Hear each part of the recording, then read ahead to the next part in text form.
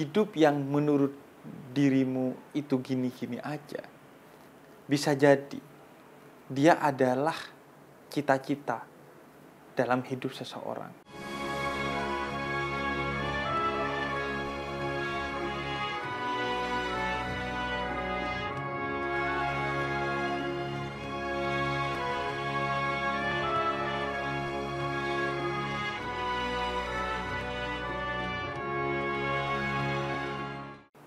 Assalamualaikum warahmatullahi wabarakatuh.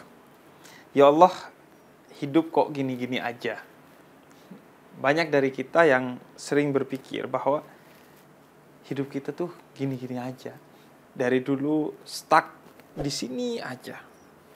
Gak berubah, gak berkembang, gak lebih baik, dan lain sebagainya. Sehingga kemudian semakin hari, semakin lelah, semakin tidak semangat untuk menjalani hidup yang terus gini-gini aja. Ada hal yang perlu kita renungkan di tengah pikiran yang seperti itu. Pertama, bahwa hidup yang menurut dirimu itu gini-gini aja, bisa jadi dia adalah cita-cita dalam hidup seseorang. Lu yang merasa hidupnya kok segini-segini aja, ternyata itu adalah cita-cita orang untuk sampai pada titik di mana yang lu bilang segini-segini aja. Karena itu kita diajarkan untuk melihat ke bawah,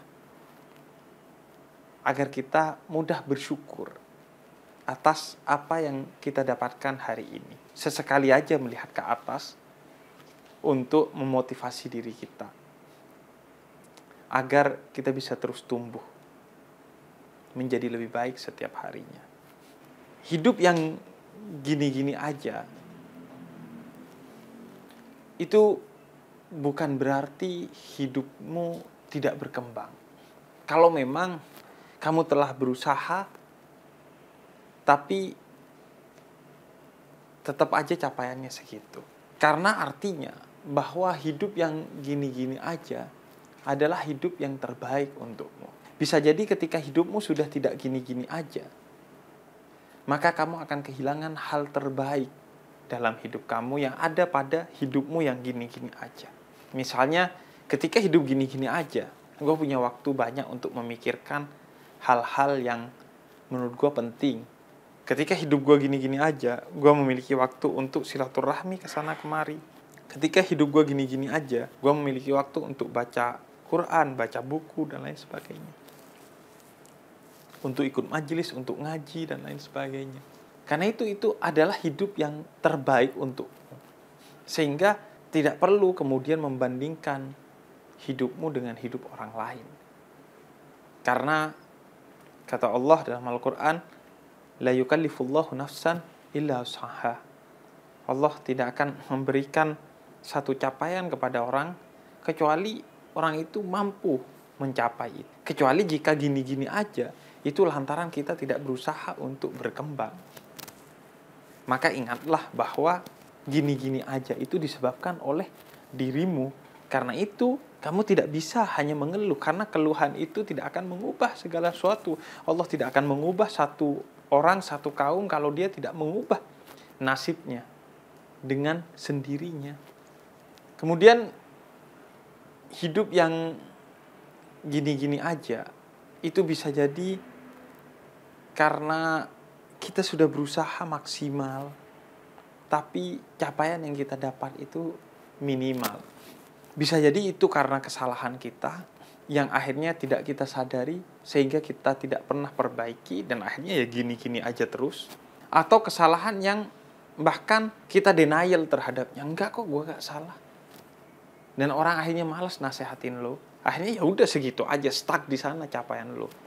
Karena lo menutup diri lo, baik pikiran dan hati lo, kepada nasihat orang lain, kepada suara dari dalam diri lo, kepada realitas lo, sehingga lo ya udah di sana aja karena ketertutupan lo itu. Dan hidup yang lo rasa udah maksimal tapi capaiannya minimal, bisa jadi sebenarnya karena pandangan lo yang rabun, dalam melihat capaian itu sendiri. Lu hanya menghitung bahwa capaian itu hanya perkara duniawi, bukan perkara duniawi dan ukhrawi. Sehingga lu merasa ketika Allah memberikan sesuatu yang secara duniawi tipis tapi secara ukhrawi tebal, lu anggap itu bukan capaian. Misalnya ketika lu pulang dari majelis, lu gak merasa mendapat apa-apa. Syukur-syukur lu gak merasa rugi karena udah keluar bensin, keluar waktu, dan lain sebagainya. Hanya karena menurut lu gak ada gunanya lantaran gak mendapatkan sesuatu yang bersifat material. Padahal iman lu bertambah, takwa lu bertambah, ibadah lu bertambah, pahala lu bertambah. Tapi itu gak dianggap sesuatu yang penting. Padahal itu yang lebih penting dari segalanya. Misalnya suatu hari Rasul pernah bertemu dengan sahabatnya yang bernama Haris. Rasul tanya, "Kaifa asbahta ya Haris?" Apa kabar Haris? Haris menjawab, "Asbahtu mu'minan billah." Saya beriman kepada Allah. Kemudian, "Apa tanda iman wahai Haris?" kata Rasul. Kemudian kata Haris, "Hari ini saya melihat batu dan permata sama. Keduanya sama-sama batu. Di mata Allah tidak ada yang membedakannya. Yang membedakannya hanya manusia. Kalau mutiara harganya mahal, kalau batu harganya murah atau bahkan tidak ada harganya." Gini-gini aja yang kita maksud seringkali urusannya karena duniawi yang kita bayangkan. Sehingga kita merasa hidup kita gini-gini aja. Padahal bisa jadi Anda tetap miskin, tapi iman Anda terus bertumbuh karena justru tetapnya Anda miskin, dengan kemiskinan itu Anda menerima dengan kesabaran, Anda menerima dengan ketabahan, sehingga iman Anda terus bertumbuh karena pada kemiskinan itu ada ujian. Naudzubillah kalau sebaliknya kita kaya, tapi kekayaan yang menjadi ujian itu membuat kita lalai, membuat kita merasa disayang oleh Allah. Hidup saya gak gini-gini aja. Alhamdulillah saya disayang oleh Allah. Kemudian akhirnya kamu lalai. Itulah yang disebut dengan istidraj. Ditambah terus rezekimu bukan karena Allah cinta kamu, tapi karena Allah menyesatkan kamu karena kamu memilih untuk menjadi orang-orang yang tersesat. Jadi bisa jadi hasilnya sebenarnya tidak minimal, hanya saja karena kamu mengukurnya secara duniawi. Karena itu, agar hidup itu semangat, pintar-pintarlah mencari hikmah. Hikmah artinya mencari keindahan di samudera keburukan, mencari kebahagiaan di samudera kesedihan. Ketika kamu sedih, kamu bayangkan apa hikmahnya. Dan ini suatu hari akan berbuah menjadi satu keindahan, sehingga kamu akan lebih enjoy dengan kesedihan itu. Sebagaimana kisah para nabi, kisah para rasul, kisah orang-orang yang paling besar ujiannya, tapi enjoy menjalani ujiannya karena mereka tahu bahwa dalam ujian itu ada hikmah besar yang dititipkan. Bisa jadi hikmahnya tidak duniawi, tapi ukhrawi, nanti di akhirat. Toh juga seorang mukmin dan muslim bukan orang yang menganggap dunia sebagai tempat pembalasan yang utama. Tapi tempat pembalasan yang utama itu adalah di akhirat. Sehingga visi kita adalah ukhrawi, bukan duniawi. Dengan begitu mungkin kita akan lebih benar lagi melihat kenyataan hidup. Apa yang gini-gini aja secara duniawi menurut kita bisa jadi itu luar biasa secara ukhrawi. Justru ketika kita menganggap gini-gini aja, itu akan menyebabkan keimanan kita berkurang, karena akhirnya kita lupa bersyukur karena menganggap kehidupan kita ya gini-gini aja. Apalagi naudzubillah kalau kita sampai merasa bahwa karena hidup kita gini-gini aja, akhirnya kita berpikir untuk mulai mengakhiri hidup kita. Karena dalam surat Al-Munafikun ayat ke-10 bahkan orang yang sudah berakhir hidupnya ingin hidup kembali untuk memaksimalkan ibadahnya. Maka bayangkan betapa buruk dan bodohnya orang yang mau mengakhiri hidupnya. Karena hidup itu adalah satu karunia. Hidup yang gini-gini aja yang kemudian membuat kita menghilangkan karunia terbesar. Padahal bagaimana kita akan merubah dari hidup gini-gini aja menjadi lebih baik kalau kita tidak hidup? Maka pilihan untuk mengakhiri hidup adalah pilihan yang bukan hanya salah, tapi itu pilihan yang bodoh. Dan kadang di media sosial banyak bertebaran, gue udah gak minta dihidupkan di dunia ini, tapi dikasih sama Allah disuruh nyembah Allah lagi. Inilah pikiran orang yang destruktif, orang yang pesimis, bukan pikiran orang yang konstruktif, optimis, dan bersyukur. Orang yang optimis dan syukur, apapun yang ada pada dia akan berusaha menjalaninya dengan penuh makna dan mengisinya dengan hal-hal baik serta mensyukurinya. Seorang yang kehilangan makna dalam hidupnya itu akan sangat berbahaya karena dia akan menjalani hidup tanpa makna atau bahkan berpikiran untuk mengakhiri hidup. Karena itu kata seorang psikolog bernama Viktor Frankl, penting memaknai hidup agar kita bisa terus hidup di tengah kejatuhan kita. Kita tetap eksis karena kita tahu makna hidup itu ada.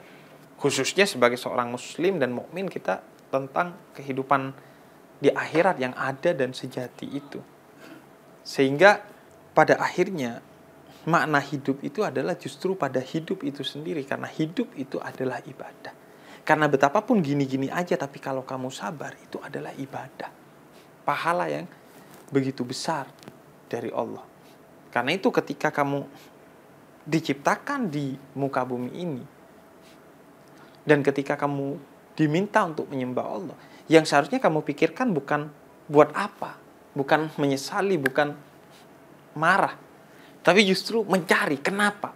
Dan akhirnya jika kamu mencari, kamu akan tahu bahwa kamu diwajibkan menyembah Allah bukan karena untuk Allah agar semakin agung, karena Allah itu Al-Ghani, Maha Kaya, tidak butuh lagi sesembahan apapun dari kita, tapi justru agar kamu selamat di dunia ini. Karena siapapun yang menyembah selain Allah pasti hidupnya sengsara. Orang yang tunduk pada Fir'aun sebagai sosok yang menuhankan dirinya, mereka dizalimi oleh Fir'aun. Orang yang tunduk pada Namrud dizalimi oleh Namrud. Hanya Allah yang tidak menzalimi hambanya. Dan hanya kekasih-kekasihnya, kekasih-kekasih Allah yang mengajarkan kita untuk kemudian hidup dengan hanya menyembah Allah agar kita tidak terzalimi. Karena itu penting buat lo menyadari apa makna hidup. Bahkan ketika lo berziarah kubur, ketika lo mengingat kematian, itu justru untuk lo semakin meneguhkan kehidupan lo. Kita mengingat mati agar kita bersyukur akan hidup dan mengisi hidup dengan kebaikan. Karena suatu saat kita akan mati. Karena kualitas mati kita ditentukan oleh kualitas hidup kita. Siapa yang hidup dengan baik, maka dia akan mati dalam keadaan tersenyum. Maka enjoy your life. Nikmati hidupmu. Karena seburuk apapun keadaanmu, hidup itu sendiri adalah karunia. Di mana orang-orang yang di kuburan sana ingin mendapatkan hidup. Wassalamualaikum warahmatullahi wabarakatuh.